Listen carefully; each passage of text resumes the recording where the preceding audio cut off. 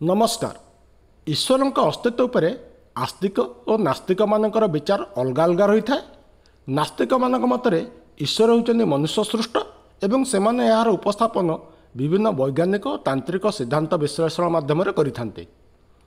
आस्तिक मानकर प्रतिक्रिया केवल निजस्व धर्मग्रंथ उपर आधारित रही है। ईश्वरानुभूतिर अन्य एक मनोवैज्ञानिक दिगटी अच्छी जहाँकि मनुष्य को मनुष्यत्व प्रदान करिथाए और नास्तिक मानू बदरागी असंतोषी और तदुपरे दुखी प्राणी भाव में गढ़ी तोली थाए। मनुष्यर मस्तिष्क केवल चारोटी आवेग को ग्रहण करिथाए, प्रेम, घृणा, खुशी और भय।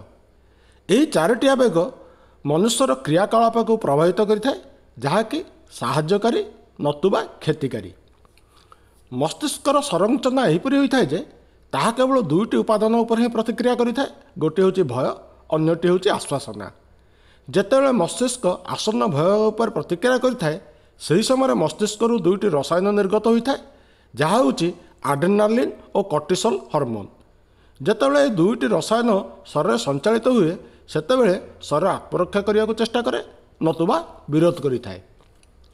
अन्यपटे मस्तिष्क जेतेबेले आश्वसित होता है सेतेबेले मस्तिष्क मध्य तीनोटी रासायनिक हार्मोन डोपामिन, ऑक्सीटोसिन और सेरोटोनिन निर्गत हुई शरीर संचालित हुए जहाँफल मनुष्य संपूर्ण शांत और युक्तियुक्त व्यवहार प्रदर्शन करिथाए।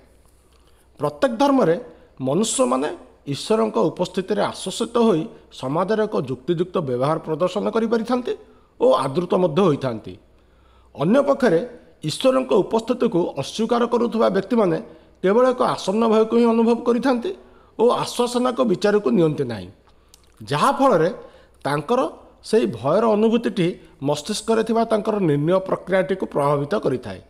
सेमाने जेते बुद्धिमान, तार्किक और विचारवंत होइथिले मध्य सेमाने भितर भितर असंतोषी और दुखी प्राणीटे भाव में बंची रही था। आज एतिकी। धन्यवाद। जय जगन्नाथ।